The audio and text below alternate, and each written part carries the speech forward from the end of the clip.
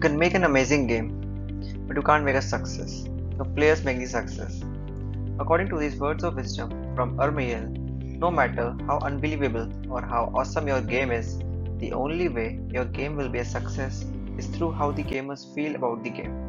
With that note, let's start this presentation on Game Development Lifecycle.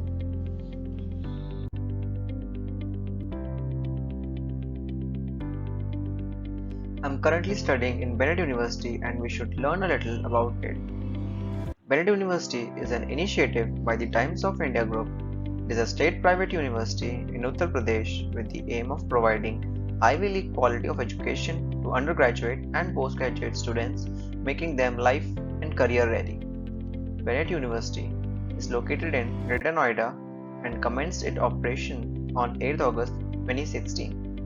Their mission is to develop as a benchmark university in higher and professional educational sectors.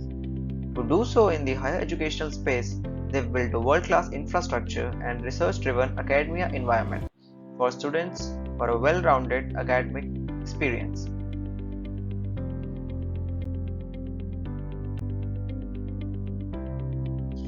Well, I have not formally introduced myself, so I am gonna tell you some little details about myself. My name is Sarthak Chandravanshi. My age is 21. I am currently studying BTech in Bennett University and having specialization in Computer Science CSE. I am currently in my third year, 6th semester, and I took admission in the university in 2019 and will be graduating in 2023. Now, something about myself. I'm an introvert person by nature. I am keen to learn new things and always in a mood to explore new things. I'm an aspiring software engineer. I want to become an app developer, specifically a Flutter developer. My hobbies are watching movies, specifically science fiction and superhero genre, singing, and diving into deep conversations with people in topics like space and psychology.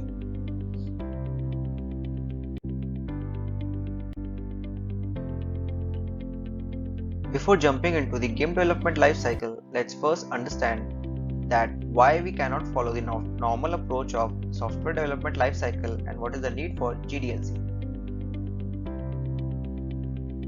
When it comes to starting and producing games, merely following the software development lifecycle isn't enough because game developers confront numerous hurdles during their production process. Examples of problems include graphics, visuals, sound, animation, physics, collisions, AI, gestures, and user input among the others.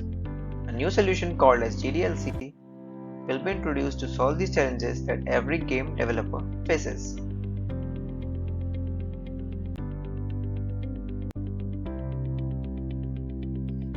Here we arrived at different stages of game development lifecycle. Let's just go through them quickly, and from now on I am going to refer game development lifecycle as GDLC as a short form for it. First phase is the planning phase, in which we're going to see what we are building, what is our project, what is the budget, who is the audience, which project, which platform will it be on. In the pre-production phase, we'll see the storyboard, technological capabilities, early prototyping, milestone scheduling. In the production phase, we'll see modeling, designing, audio-visual effects, physics, mechanics, developing, rendering. In the testing phase, we have bug identifying, feature exploitation. Is the game too easy or too hard? Or is the game even fun for the users? In the pre-launch phase, we have alpha-beta releases, marketing hype, gaming conventions, independent advertising. In the launch phase, we have major bug squashing, minor bug squashing, polishing, and master release. In the post-production phase, we have more bug squashing, game patching, game balancing, and new content development.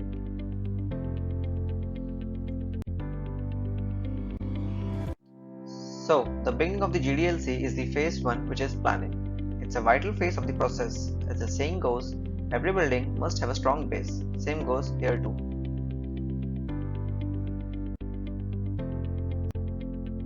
The first step is to check the criteria for the game.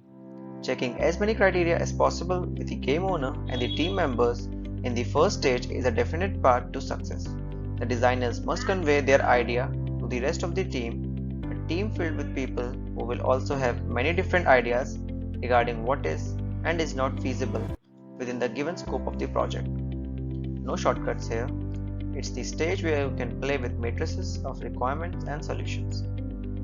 Along with all this, we need to answer some more basic questions like what would be the budget of the game, what will be the game type, will it be 2D, 3D, what will be the gaming platform, what would be the genre of the game, who would be the target audience, and some more questions like do we have the required technologies, will we require a new gaming engine, how big our team will be, what is our estimated time frame for launch of the game, what are some key features it must have, and when and where does the game scenario take place, who are its characters, what will be the plot, and how to monetize the game. These questions play an important role in the phase because they will guide the game towards its right path. So they should be asked with utmost sincerity and should cover all the relevant areas which will be of great significance.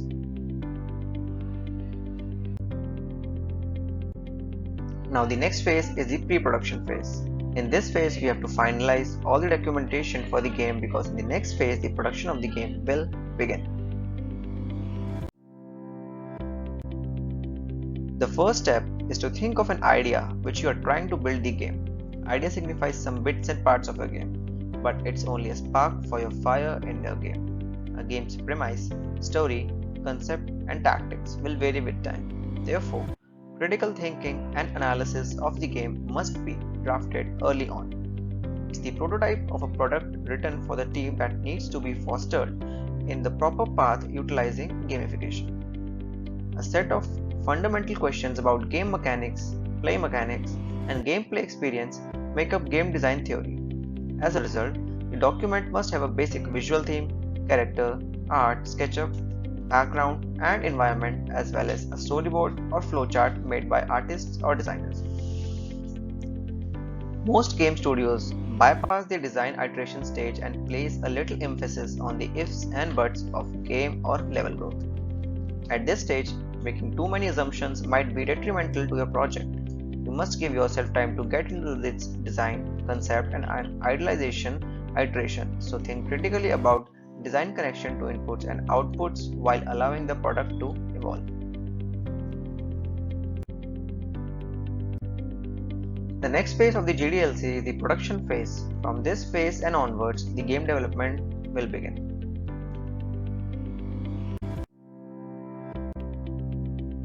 The production stage consumes most of the time, effort, and resources spent on video game development. This is also one of the most difficult stages of the video game production process. There are three primary steps in the production process: graphics and design. Characters, assets, visual effects, environments, and interface elements are all created by 2D or 3D artists. The structure of these levels and the major obstacles in the player's path are worked out by level designers. Comprehensive information from the game design document provides maximum clarity and conformity to the game style. Programming. Even while programmers were already in the game during prototyping, that is when their real labor begins. Based on an existing engine, one designed from scratch, they provide a playable product backbone that offers interaction with the gamer. Sound design. The audio design for the game is created by sound engineers or sound designers. Sound effects, voiceovers, and music are all part of this project, and they are all dynamic and change depending on the player's action and what's going on in the game. Next phase of the GDLC is the testing phase. Here we will test the game's credibility on various parameters. Every feature and mechanic in the game needs to be tested for quality control. A game that hasn't been thoroughly tested is a game that's not even ready for an alpha release. Some question that needs to be answered in the testing phase. Defect bug. What is the bug?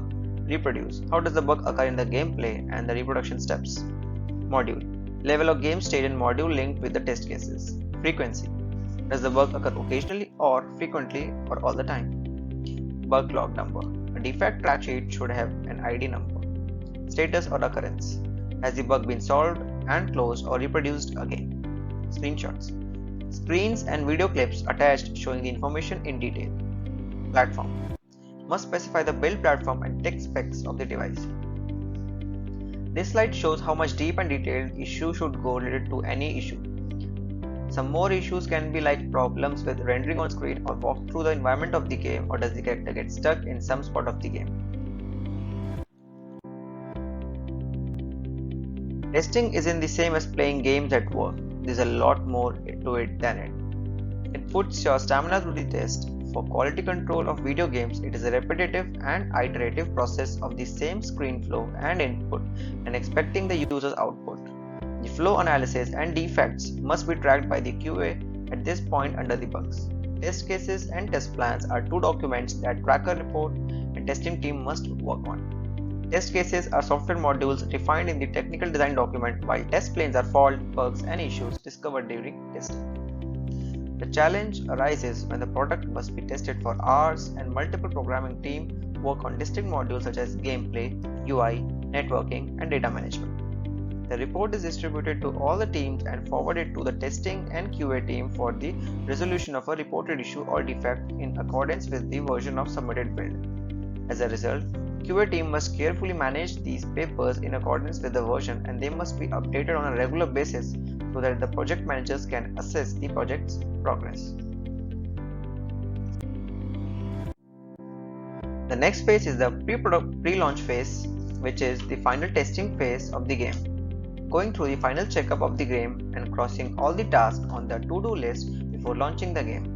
Marketing for the game is also done in this phase only, and it plays a major role in the game's success.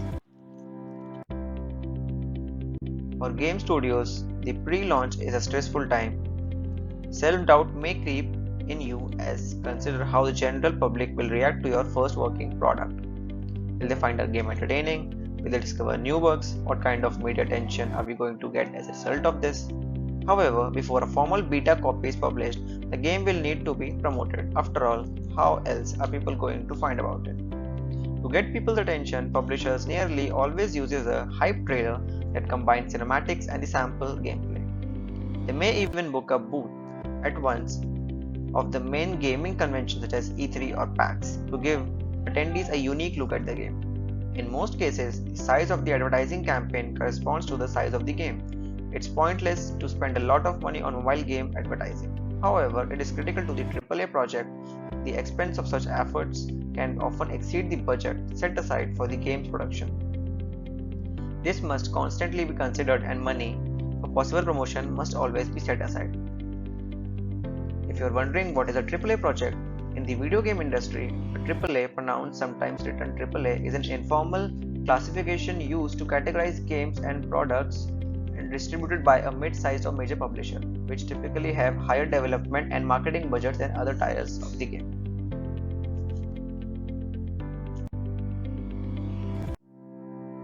The next phase and the second last phase of the GDLC is the launch phase, which is the inauguration of the game. This is the phase where the hard work pays off and the developers and the publishers of the game are rewarded.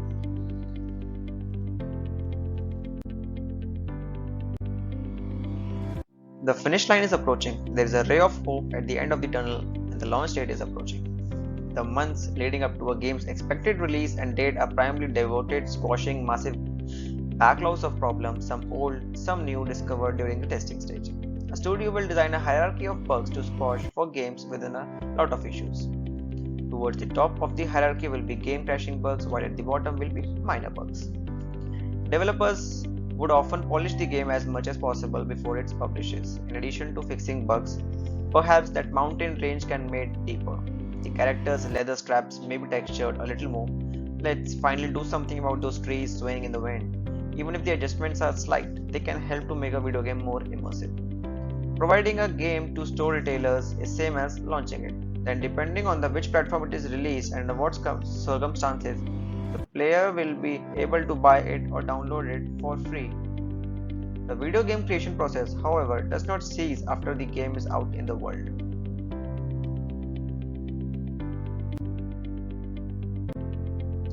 This is the final and the most crucial phase of the GDLC. In this phase, the maintenance of the game and resolving new bugs or errors encountered after the game launch are handled.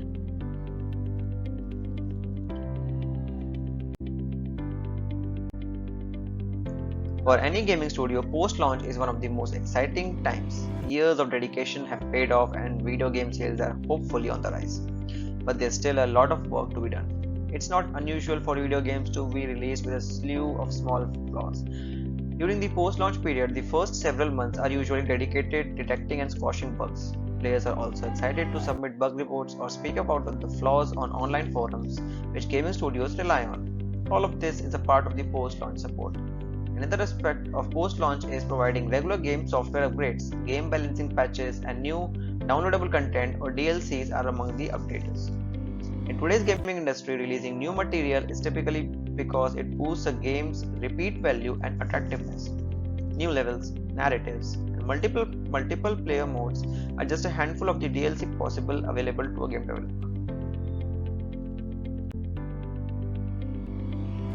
This is the ending note of this presentation. Video game development is a whirlwind of a process, even for the most seasoned gaming studios with the hundreds of employees, but understanding the ebbs and flow of each stage is crucial to building a game that's through and polished. So it's also important to realize that no two games are created equal, even from the same studio. In game development, roadblocks are inevitable, deadlines will be missed, and tools will have their limitations. This is the nature of the industry, and it's why it's having leads and directors who can right the ship is what separates the good studios from the great ones, regardless of company size.